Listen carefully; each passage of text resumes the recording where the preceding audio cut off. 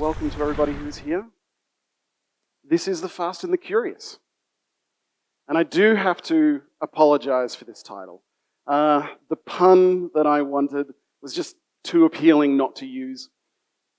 To make up for it, though, I have watched all of the 10 Fast and Furious films, and I have drawn every analogy that I could get out of those cinematic masterpieces and applied it to the real topic of this talk. If that sounds like misguided procrastination, or maybe a little bit too much commitment to the bit, I'm going to need you all to just get all the way on board with this, because much like the eponymous film franchise, this ride isn't stopping for anyone. So, Unreal Engine now has a 10-second car. Yes, that's right. It has the material designer, and it's been written off by fancier folk in their Ferraris and put into the I'll look at it later pile. But I've had a look, and I'm no expert, but it's got good bones. It's got good family. And if you're curious enough, the possibilities are crazy. Come with me as we take life 1/4 mile at a time. So, hello, I am Luke, and the notes for this talk will be up here. They won't be very dense, but if there's any little screenshots that I go past too fast, you can always come and have a look at them later. My name is Luke Harris, as I mentioned before, and I'm a bit of a strange case. I kind of came into this 3D world backwards. I started off compositing with After Effects, if you can believe that. And I was introduced into 3D through plugins inside After Effects. And then eventually in 2010, I picked up Cinema 4D, which all the cool kids were using at the time. It had cloners and effectors, and if that sounds familiar to you, you'll understand why I've been really enamored by the latest motion design tools inside Unreal Engine. However, when I first picked up Cinema 4D, I remember a senior 3D artist at the time, a 3ds Max, a veteran. He talked about Cinema 4D as a shortcut. I don't think it was meant to be a compliment. But at the same time, I kind of think it should have been now. Yes, it was easy for me to avoid the topics of things like UVs and other fundamentals of 3D for maybe a shamefully long time. But I was able to put together very complex parametric ideas that were only accessible to people who had used Houdini in the past. And so I was exposed to a lot of things and concepts that I probably wouldn't have been otherwise. I was able to focus on things like framing, lighting, compositing, scripting, programming, things I wouldn't have gotten to without complex, pre-made structures. I'm going to talk about that more soon. So motion design tools inside Unreal, I want you to start thinking of them as kind of similar to that.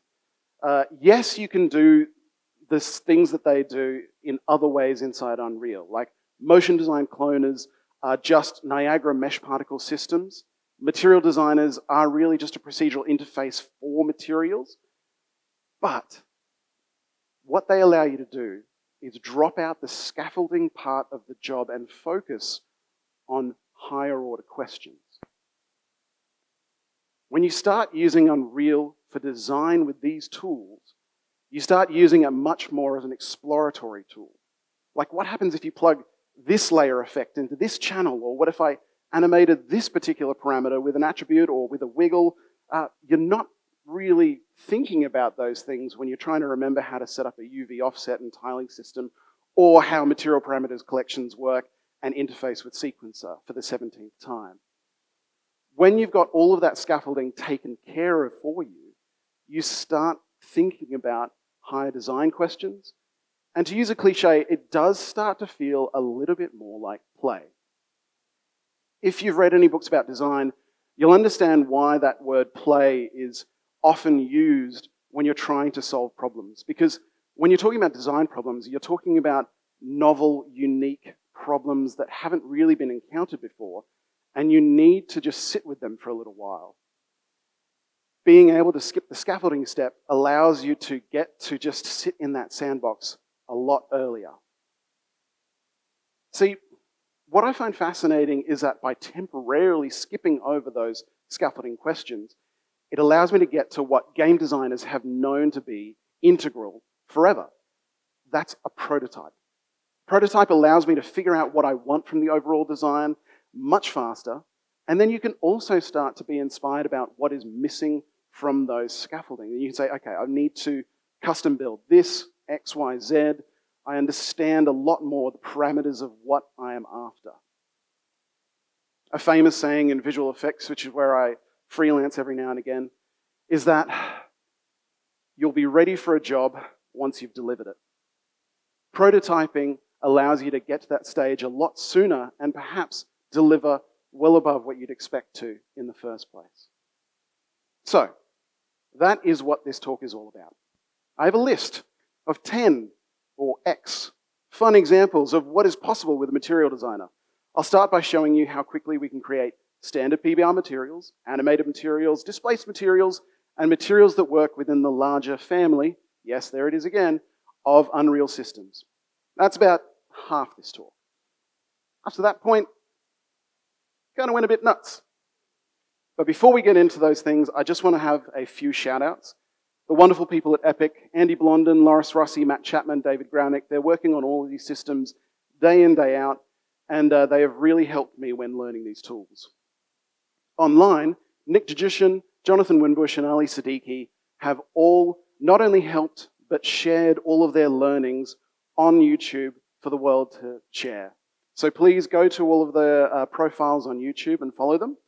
And specifically, I want to call out Nick Jajushin because he's really deep dived into all of these motion design tool sets and broadcast design, which I'll mention at the very end. But he's the person that I go to whenever I have a question about these things.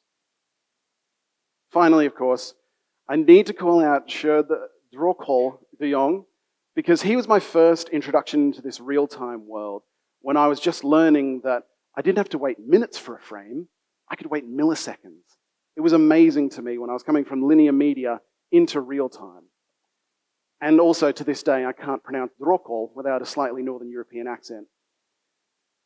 The quote that he has from one of his courses is that the most performance you'll ever have is when you're rendering nothing. And I loved this because it's so obvious, but it's really, really good to start at the beginning. And because I never started with UVs, I started with PBR. We're going to start with that. Way back in 2012. Does anyone recognize this? A few chuckles, excellent. There was a plugin for After Effects called Element 3D. And it actually allowed me to bring 3D objects into After Effects, a decidedly non-3D program at the time. Their material system was a texture-based PBR system. But of course, I didn't really understand PBR as a mathematical concept or anything like that at the time. I just knew them as textures that needed to go into certain slots. And honestly, if you go to any material site where you're downloading materials, that's kind of reinforced. You get a collection of textures that make up a material. And that is the old faithful PBR system that we've been using since our parents' time. Of course, if you do have to set up like hundreds of them, trying to plug every texture into the right slot becomes a little bit of a chore.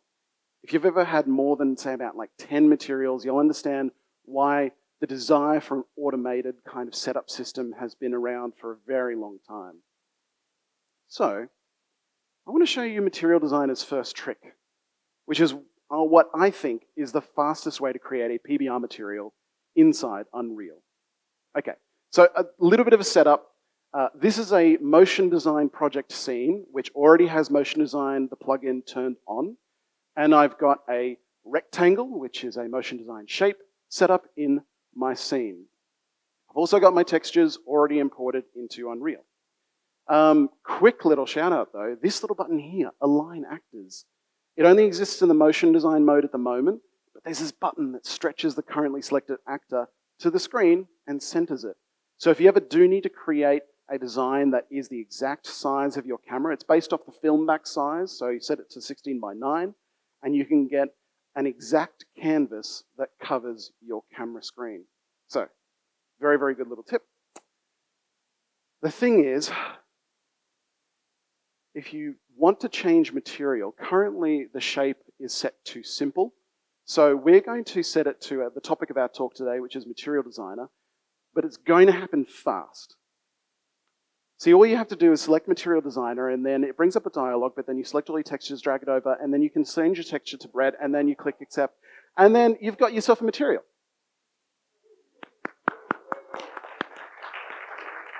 Thank you. Okay, let's go through that a little bit slower. Basically, once I've selected Material Designer, it will bring up a setup dialog. So you've got a bunch of presets, and Material Designer itself is based off channels. So you can imagine there's the base color, emissive, opacity, roughness, all of that kind of thing. And you can choose that. But what a lot of people don't know is that you can also just select your textures and drag them over. And you can see you get a nice little hover overlay to say, yes, I can understand this and I can do something with it. And you get a new dialog box once you release that. What's awesome is that it starts to automatically place these textures based off what's in the name, the file name of these textures. And if there's something slightly wrong, like you can see the height map, it's actually only a grayscale, and so you'll only want to refer to the red. You can channel mask it with this little drop-down box here by selecting red. And then you click Accept, and you've got a material in less than 10 seconds. Literally a 10-second car. Thank you very much. But there's an even faster way. If you select all your textures, right-click, hover over Material Designer, and then go to Create Material Designer Material, it immediately does it for you. If you've ever spent time setting up many, many PBR materials, you'll understand why there's a few groans happening in the room. But of course, there is no time to wallow, because that's just the beginning. Once you've got a material, we can start animating. So say I want to animate the rotation of this texture.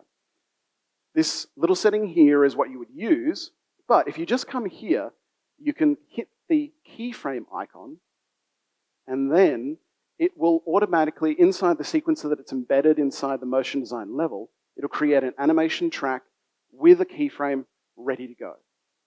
Now, I should explain, because some people may not have tried to animate a material inside Unreal before. This makes sense, right? This is how it should be. But if you've ever tried to do it before the motion design system with material parameter collections and a lot of hullabaloo, you'll understand why this is really revolutionary.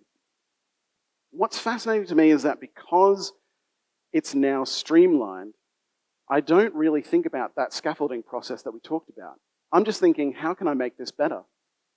Fun little thing in motion design, there's this selection tab, which not many people know about, and it's got presets for keyframes. So if you select a bunch of keyframes, you can actually start experimenting with, I wonder what a bounce in will feel like. I wonder what an ease or an exponential ease will feel like. You can actually start to wonder, how do I make this better? Instead of just, how do I even get this to work? Now that we've got our material, and it's running, and it's animating, what if one is not enough? What if we are too fast, too curious? Well, if you've ever tried to layer up materials, you'll understand, like, historically, you don't want to experiment with this on the fly. Generally, you've set up your master material with exactly how each layer responds to each other, and that's set. If any of you guys are in linear media, you know what I mean when production says it needs to be locked. Especially if they have complicated needs like layer overlays or their own individual layer-based effects. You can't really switch things easily. And when you have a sequence of things adding up to a final material, disconnecting them and reconnecting them becomes exponentially harder. Material Designer, by taking the paradigm of layers and layer-based effects, basically makes that trivial. It is now a drag and drop to change the order of how layers are interacting with each other. Plus, it puts it into an interface that looks a lot like other software, which I won't name, but a lot of other software that we are familiar with as artists. So, For an example of how to layer things, I've just sort of dragging on with that technique we just saw, some concrete to create a base for this statue. My idea is that I want to have some lasers traveling over, so in the emissive channel, I'm dragging in the textures of the laser. And you can sort of see that just here, I've added an effect called color levels. That's what I'm using to basically punch up the color to be red, and I'm also going to push it beyond 1 up to about 100 to make sure that it's going to be glowing like a laser. I don't just want one layer though, I want 3 moving at different speeds, and so I'm setting up the animation here, which is a UV panner effect. If you've ever used a material before, you've probably used a panner. It just takes in time as an input and then shifts the UVs.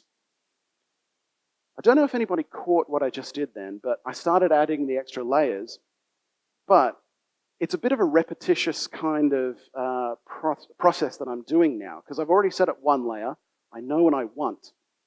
And as you're moving through, material layer is actually shifting around all of the node connections inside a material, creating the material anew for you and then recompiling it. But if you've already done one layer once and you know what you're going to do next, you can temporarily stop this material compiling by hitting this little button here. This is new in 5.6, so I'm really, really happy to talk about it, but it's the live edit button, and I am turning it off to temporarily stop the immediate visual feedback, and then I'm just adding the other layers of my laser. So this is the result. And, you know, it's quite nice. But it is fairly basic. Sure, it saved time over other materials, but what if we want more? What if we don't want to just drive in one direction?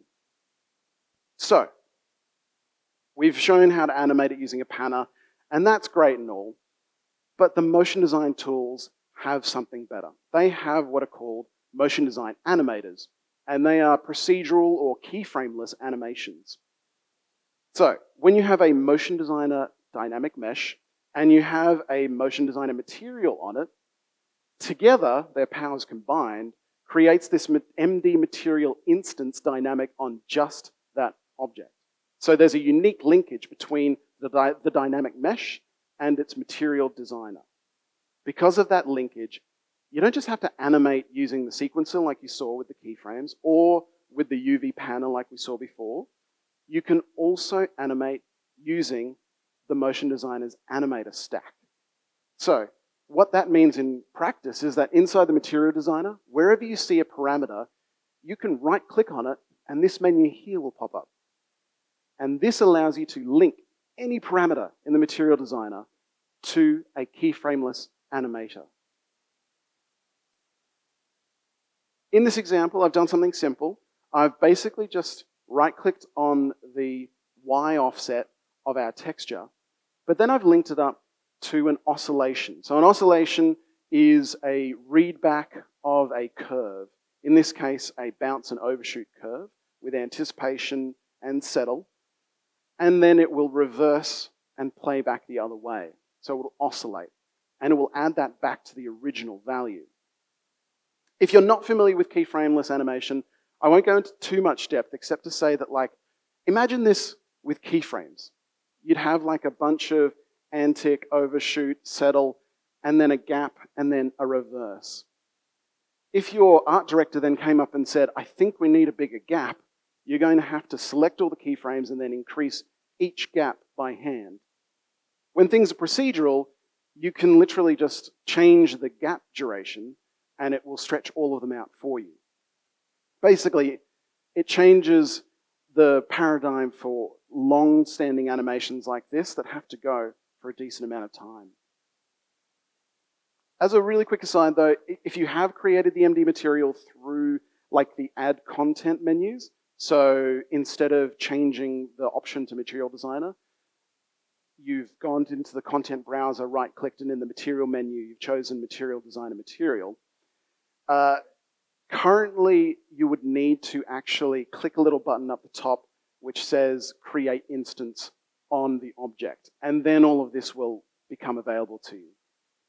Also, currently, if you put that onto a static mesh, it's not available with the same kind of animators, but I've spoken to Epic and it should be. So hopefully by the time this talk is up online, it'll be the same as Motion Designer shapes.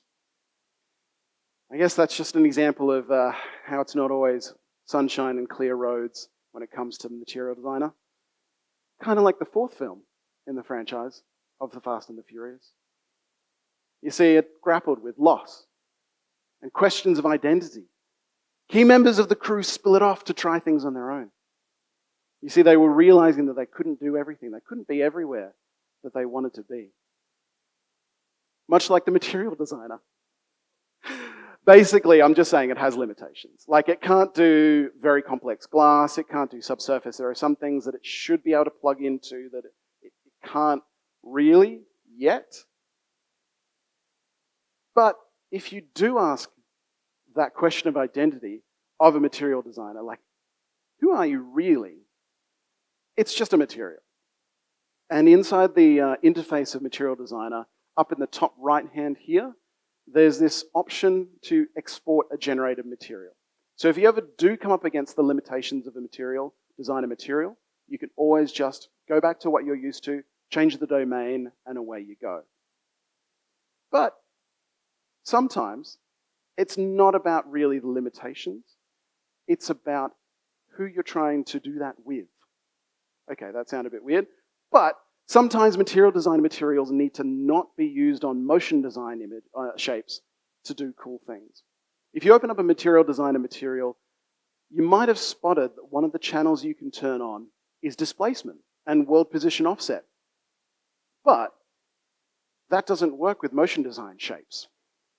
What you actually need is a static mesh with an unenabled, and then you can immediately get really quick displacement animation like this. And like this. This is just a greeble, which is like a black and white checkered texture, chucked straight into the world position offset, and then a layer effect of glitch added on top of it.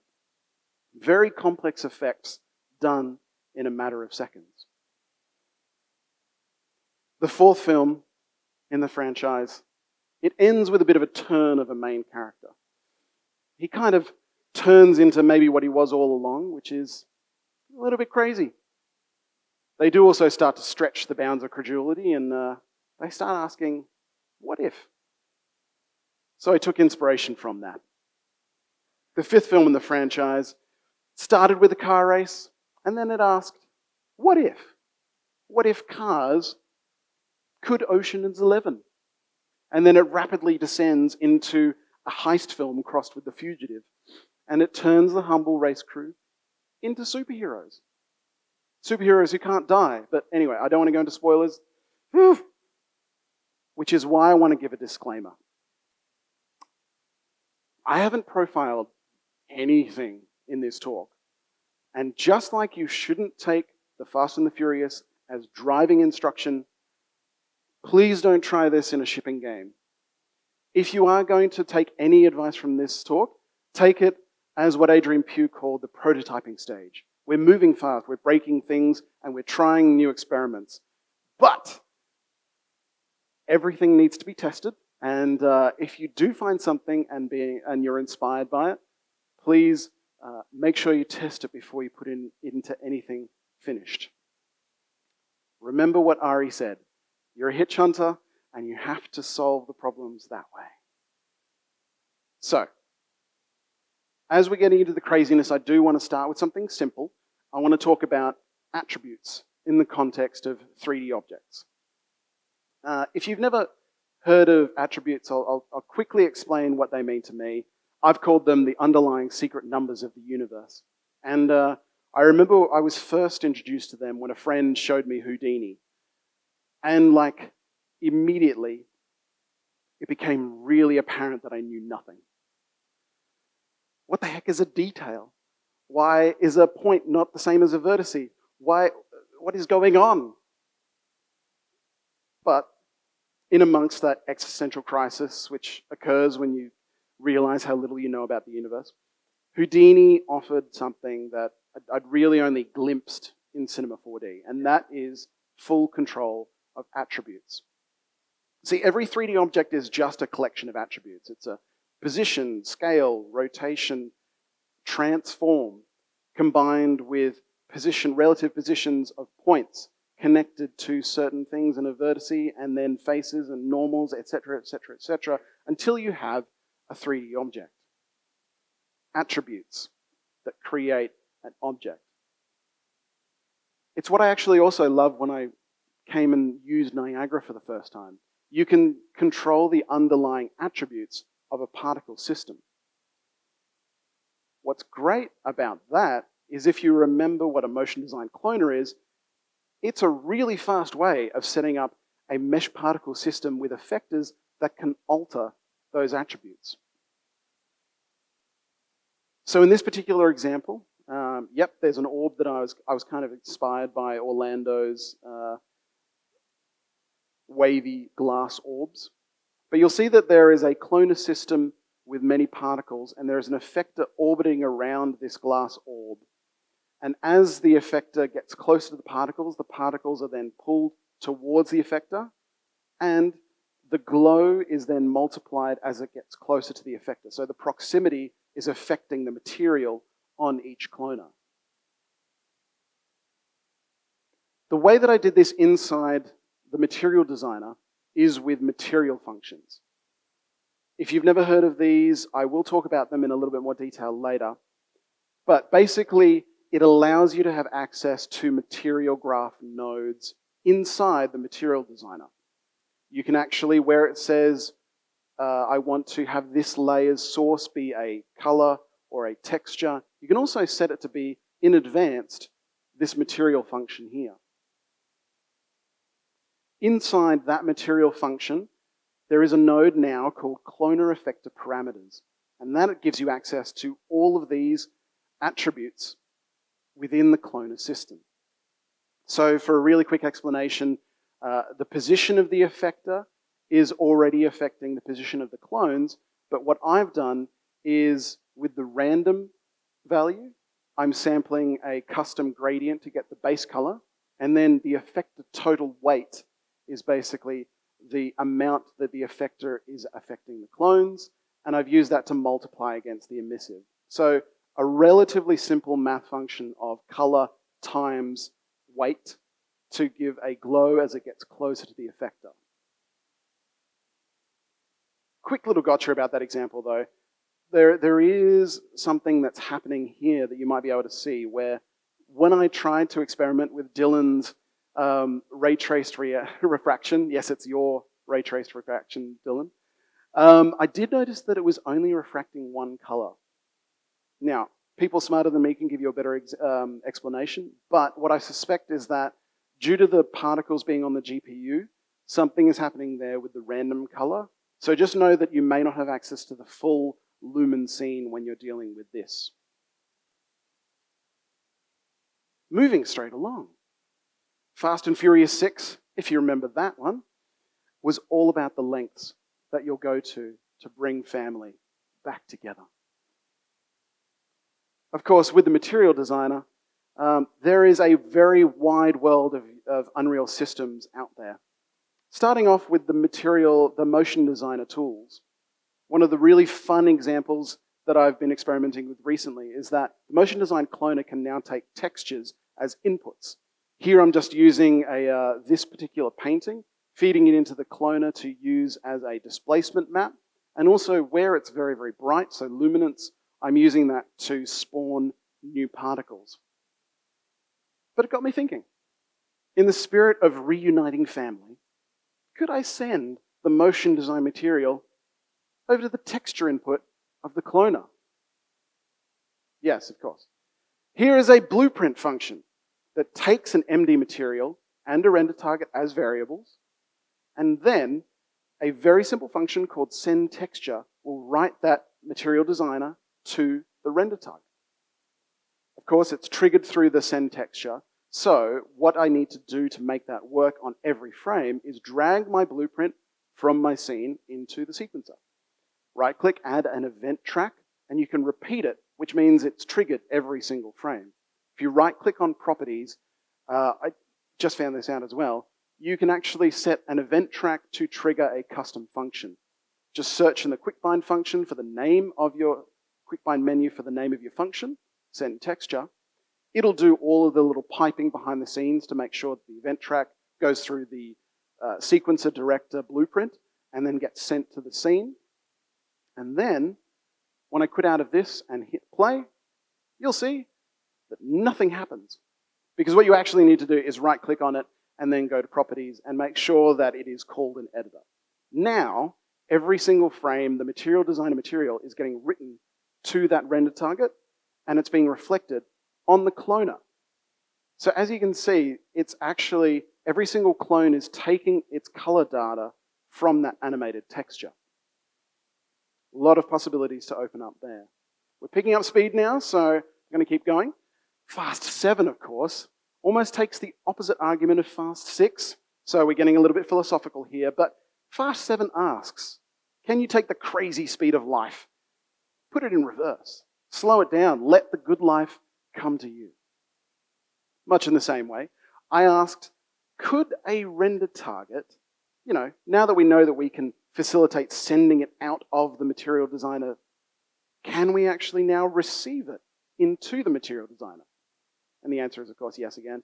The example here, this is actually probably closest to something that you might see in a game. I asked myself, can you maybe create like a mini-map or something like that? What we're seeing here is a material designer material receiving a render target that's being written from a scene capture.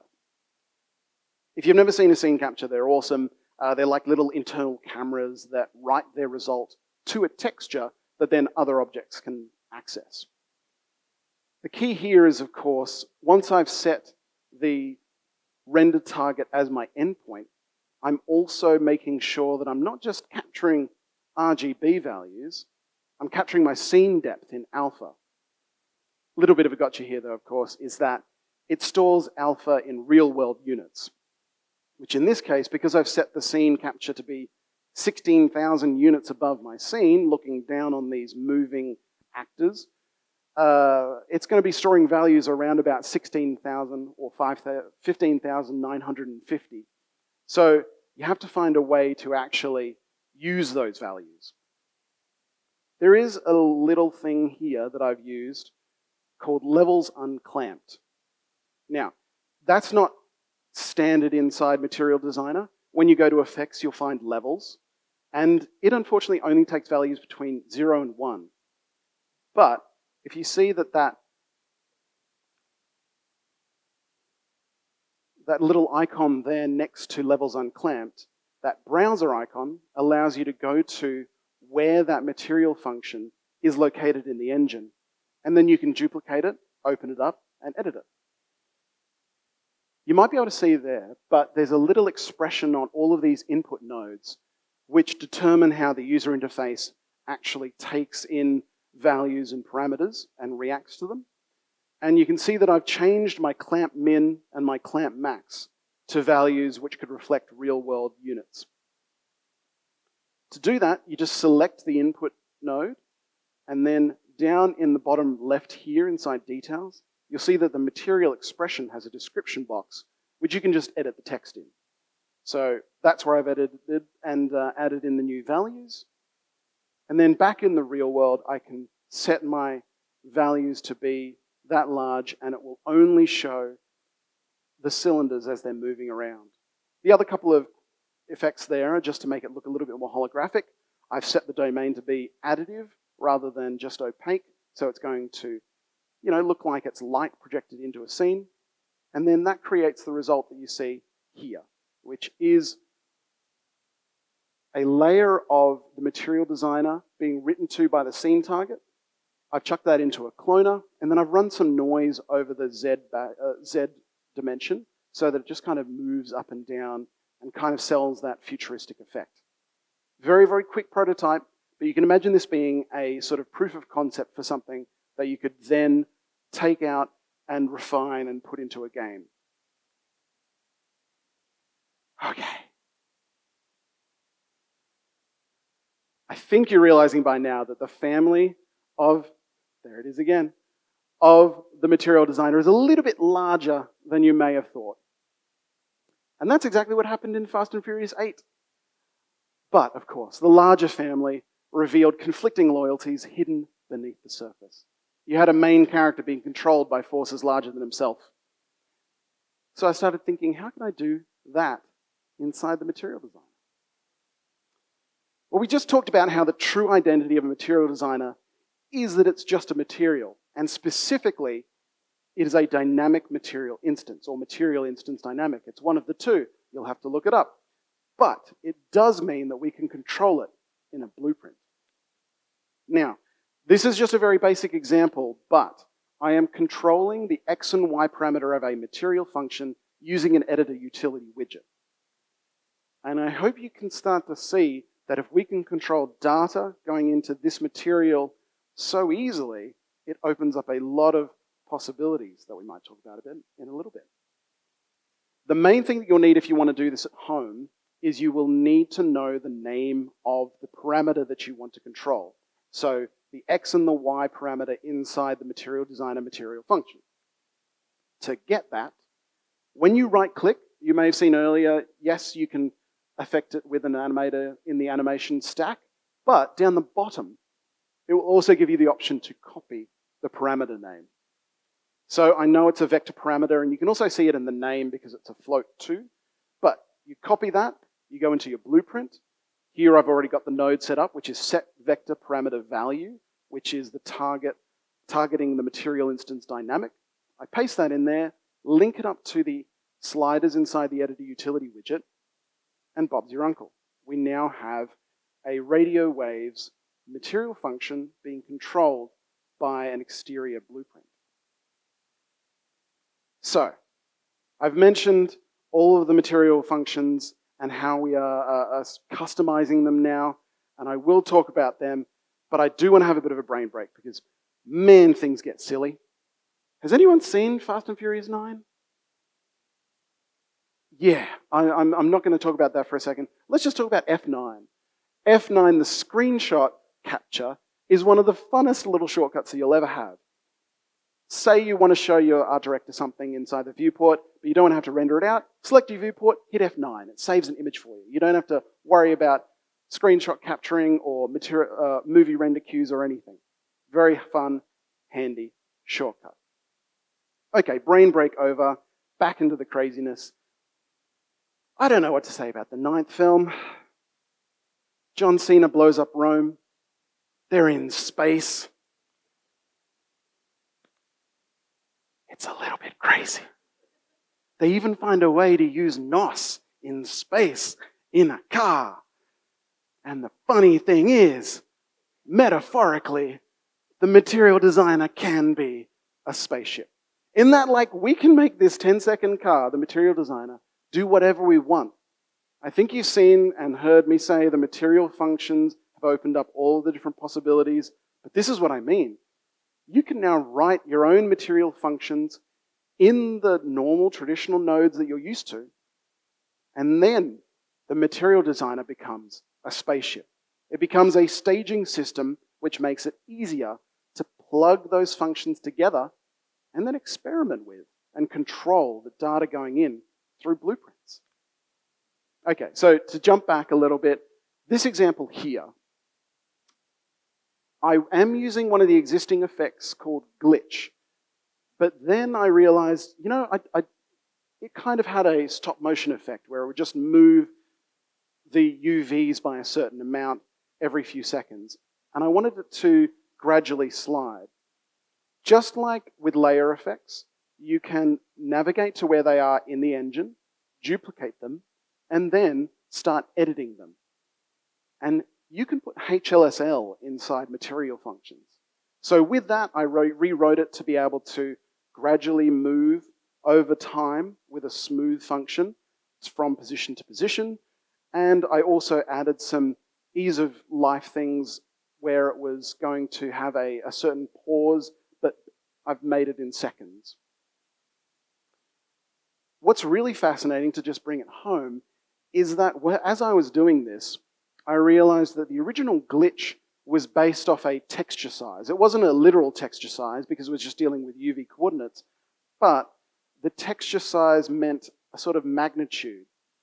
And building off that, you can see that I've duplicated the layer and I've got dots and it's got a different texture size. So it's moving in the same way, but in a different magnitude, giving a parallax effect.